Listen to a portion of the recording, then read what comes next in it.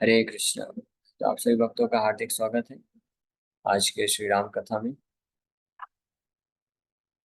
तो आज हम लोग चर्चा करेंगे श्री वाल्मीकि रामायण के पहले स्कंद बालकांड के पहले अध्याय, जिसका नाम है संपूर्ण रामायण का समरी सार, रामायण का सार। Contents of the Ramayana summarise. इस अध्याय में पूरे रामायण का सार प्रस्तुत किया जा रहा है। तो अभी इस सार में हम तीसरे स्कंद में पहुंच चुके हैं। अरण्य कांड में भगवान है, यानी दंडकारण्य वनों में है भगवान। कल हमने श्लोक पर चर्चा किया था। वसतस्तस्य रामस्य वने वनचरैः सह ऋषयो अभ्यागमन् सर्वे वधाय सुररक्षसाम्। तो भगवान रामचंद्र जैसे ही चित्रकूट को छोड़ करके दंडकारण्य के जंगलों में प्रवेश करते हैं, तो प्रवेश करने के पश्चात ही विराध विराध नाम के असुर का वध कर देते हैं। तो वो एक प्रकार से गिफ्ट के रूप में होता है वहाँ के कुछ ऋषि मुनियों के लिए, विशेष रूप से अगस्त्य ऋषि, सरभंगा ऋषि और उनके अगस्त ऋषि के छोटे भाई भी उनसे मुलाकात करते हैं भगवान रामचंद्र। और अगस्त ऋषि उनको दिव्य अस्त्र प्रदान करते हैं, कुछ जो इंद्र के द्वारा दिया गया था और जिसको अभी तक यूज नहीं किया गया। और उस दिव्य तीर धनुष की विशेषता थी कि उसमें असीमित मात्रा में तीर उपलब्ध रहता था और एक साथ में एक जो है खड्ग यानी तलवार भी प्रदान करते हैं भगवान राम को। तो इसके पश्चात भगवान रामचंद्र वहीं पे वसतस्य मतलब वहां पे रहते हैं। और ये जो खबर है, सूचना है, पूरे दंडकारण्य जंगलों में फैल जाती है कि भगवान रामचंद्र वनवास के लिए आए हुए हैं। तो सारे जो ऋषिया अभ्यागमन, सारे ऋषि मुनि भगवान रामचंद्र को अप्रोच करते हैं, मिलते हैं और विनम्रता पूर्वक प्रार्थना करते हैं। वधाय असुर रक्षसाम, जो आसुरी प्रवृत्ति के राक्षस हैं उनका वध करने के लिए प्रार्थना। तो समस्त राक्षसों का वध करने के लिए प्रार्थना नहीं करते। कैसे राक्षसों का? असुर राक्षसा, यानी जो आसुरी राक्षस थे उनका वध करने के लिए बोलते हैं। यानी कि विभीषण को नहीं। विभीषण भी राक्षस परिवार से थे लेकिन वो असुर नहीं थे, तो भगवान के भक्त थे। इस प्रकार से ये हमने कल चर्चा किया। अब आज के श्लोक में वर्णन है। सतेषां प्रति शुश्राव राक्षसानां तथा वने। Rama then promised to fulfill their prayer in Dandak, the forest of the Rakshasas.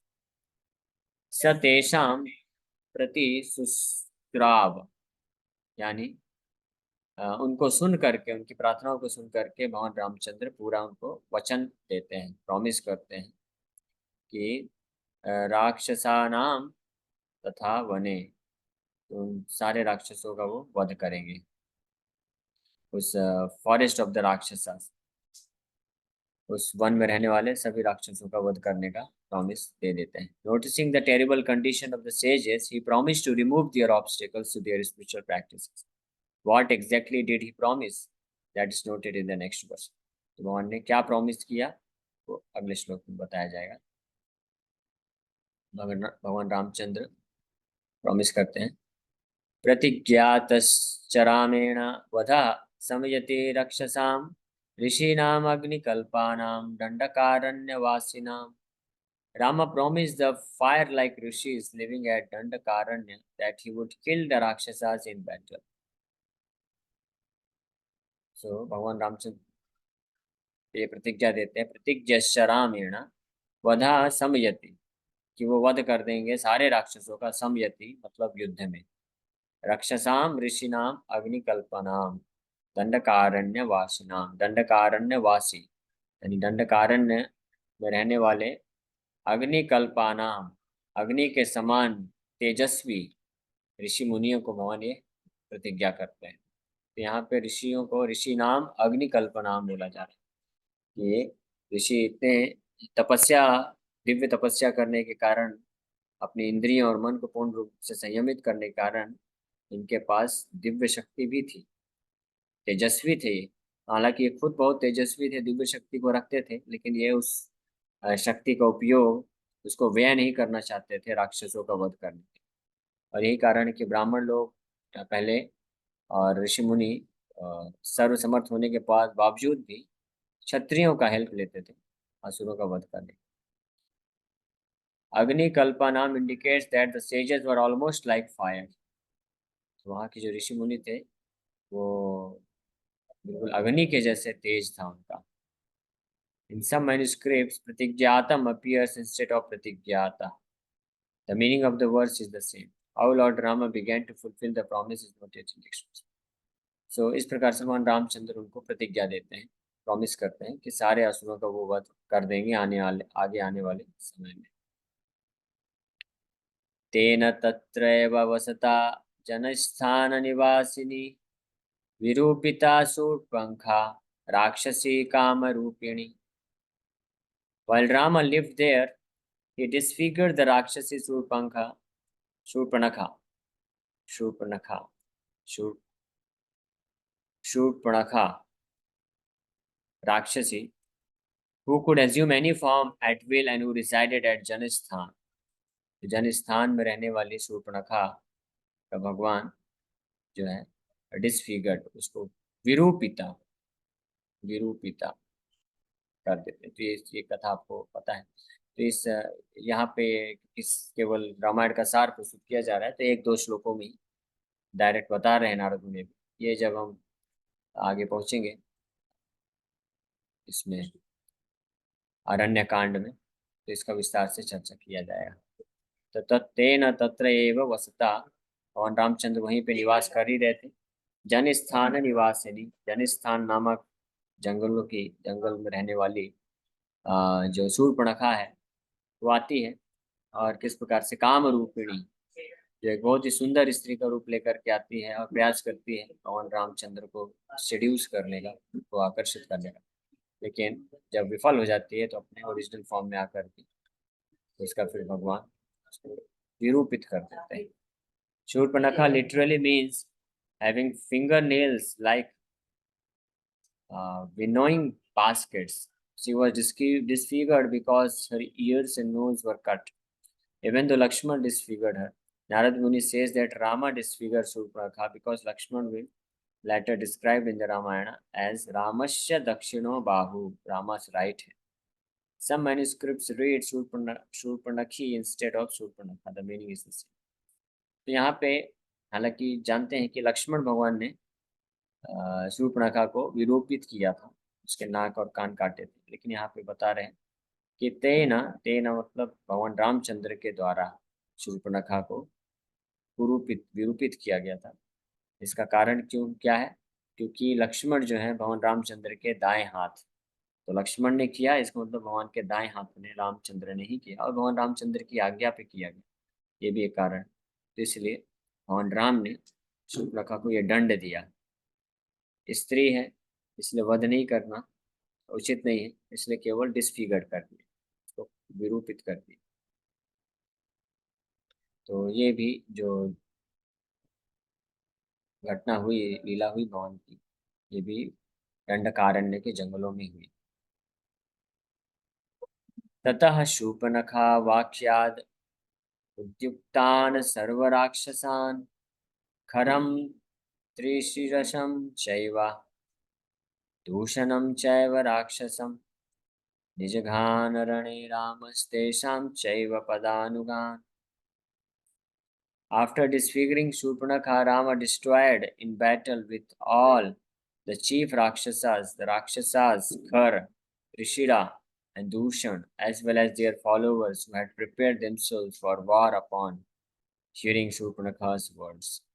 Shurpanakha जब इस प्रकार से विरूपित कर दी गई तो वापस जाके वो अपने भाइयों के पास ये समाचार सुनाती, तो उनके भाई आते हैं लौट के अपनी पूरी अन्यत्र वर्णन है 14,000 राक्षसी सेना को लेकर के।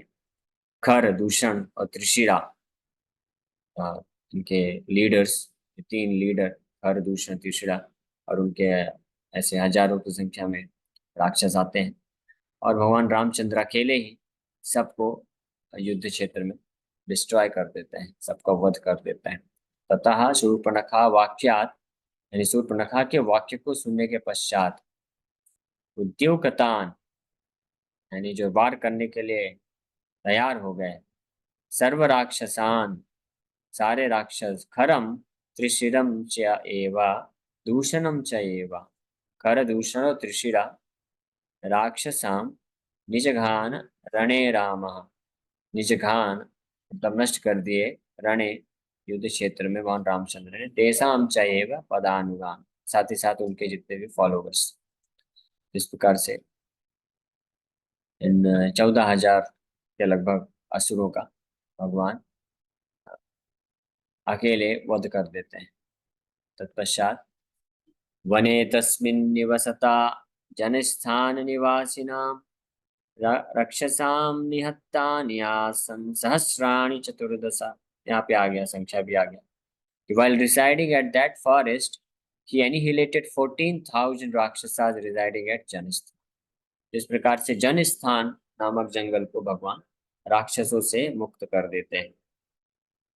तो उस स्थान पे, उस जंगल में रहते हुए जनस्थान के 14,000 राक्षसों का वध भगवान कर देते हैं।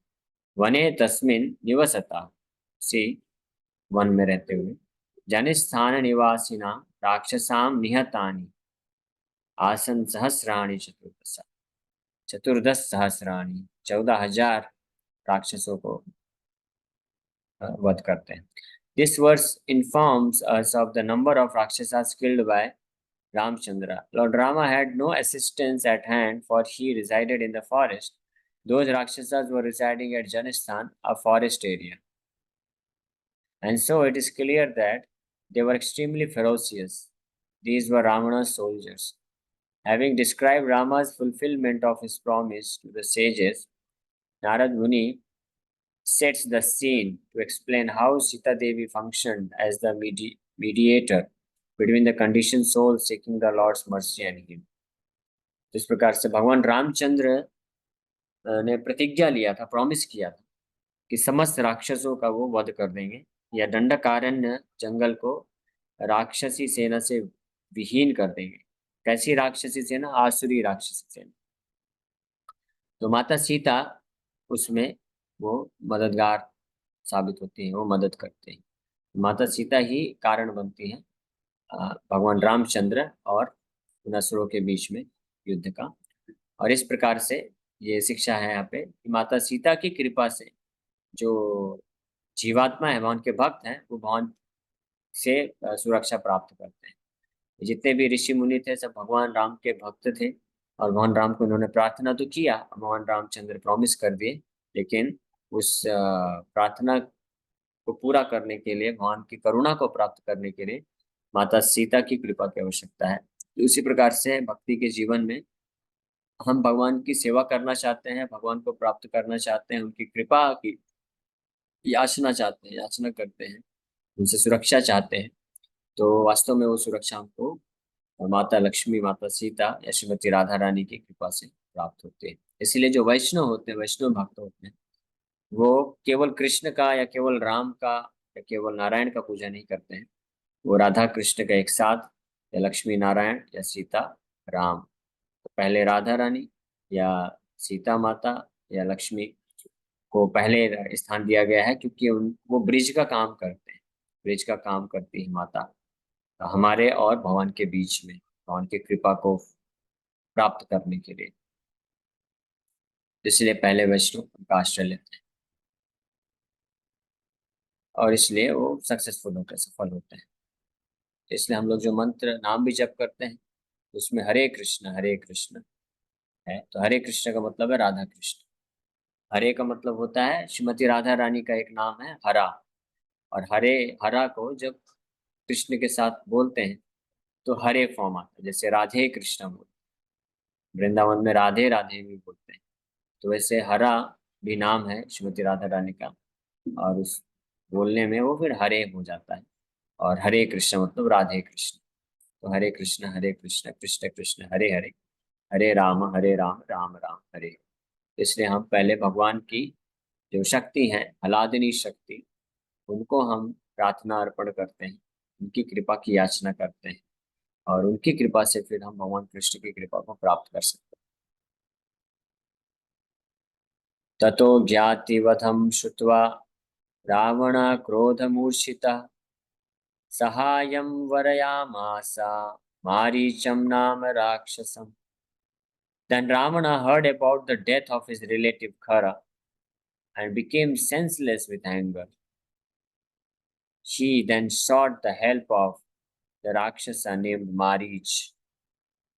ततो ज्ञाति वधम, अपने संबंधी खर के मृत्यु के बारे में श्रुतवा, सुन करके, ततो ज्ञाति वधम, ज्ञाति मतलब अपने संबंधी, वधम मतलब उसके डेथ, मृत्यु, श्रुतवा को सुन करके, रावण क्रोध मूर्छिता, रावण को इतना गुस्सा आया कि क्रोध के कारण मूर्छित हो गया.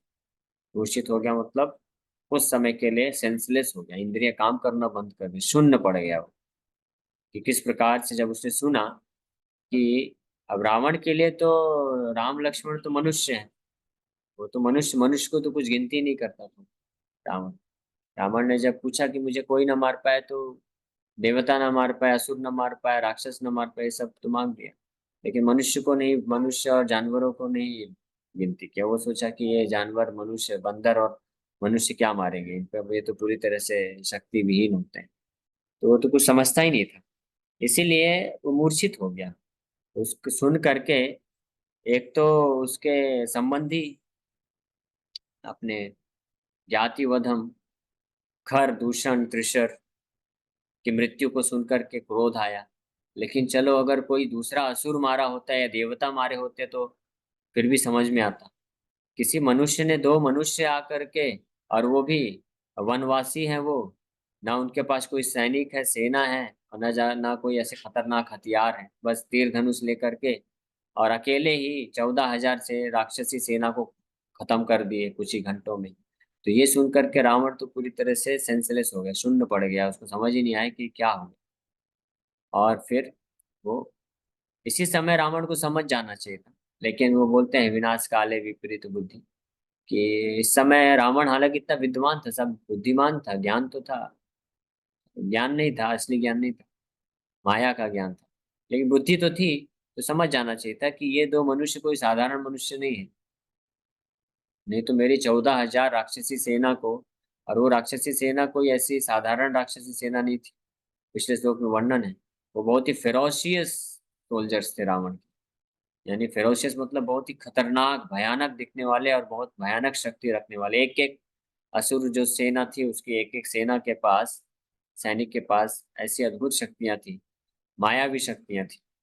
लेकिन ऐसे एक नहीं, 14,000 आसुरी सैनिकों को भगवान रामचंद्र ने चुटकी बजाते ही खत्म कर दिया, अकेले ही, तीर धनुष के, केवल तीर धनुष इस्तेमाल करके. कोई ब्रह्मास्त्र और ये सब मायावी शक्ति का प्रयोग नहीं किए भगवान राम. तो इसलिए रावण को समझना चाहिए था, लेकिन रावण क्रोध के कारण, इसलिए बोलते हैं क्रोधांध. यहाँ पे शब्द आया है रावण क्रोध मूर्छिता, क्रोध के कारण मूर्छित हो, क्रोध से प्रभावित हो गया. तो जो व्यक्ति क्रोध से प्रभावित हो जाता है, क्रोध जो है उसको अंधा बना देता है, क्रोधांध बोला गया है. तो जो क्रोध से अंधा हो जाता है, तो उसका बुद्धि या जो ज्ञान का बत्ती जलती रहती है वो फ्यूज हो जाता है. फिर उसके दिमाग में, चेतना में अंधकार आ जाता है, और फिर वो अपने जो ऐसे व्यक्ति से भी ऐसी परिस्थिति से जाके भिड़ लेता है जिसमें वो, उसका मालूम है कि वो हारने वाला है. जैसे ये अनर्थ सब के सब हमारे, हमको अंधा बना देते हैं. ये काम, क्रोध, लोभ, ये सब अंधा बना देते हैं. कोई कामांध हो जाता है तो जान नहीं पाता है कि क्या करना चाहिए, क्या नहीं करना चाहिए, और गलत काम कर बैठता है. क्रोधांध में व्यक्ति गलत तरीके से बोल देता है या वार कर देता है. लोभांध में व्यक्ति लालच के कारण, लोभ के कारण, अंधा होने के कारण चोरी, डकैती, ये सब मर्डर करता है, और फिर सजा भुगतता है. तो इस प्रकार से अनर्थों के वशीभूत होकर के व्यक्ति जानते हुए भी बलादिवा नियोजिता, बलपूर्वक उसको, ये जो शत्रु है अनर्थ, उसको नियोजित कर देते हैं और वो भ्रमित हो जाता है. तो इस प्रकार से यहाँ पे रावण भी, रावण क्रोध मूर्छिता सहायम वरयामासा मारीचम नाम राक्षसम. तो वो सहायम, मारीच, वरयामासा, मारीच नाम के राक्षस से सहायता लेने के लिए चल पड़ा. तो अब आगे हम लोग कल चर्चा करेंगे किस प्रकार से मारीच का सहायता लेकर के रावण फिर प्लानिंग करता है माता सीता को किडनैप करने का. Okay, so thank you very much. Hare Krishna.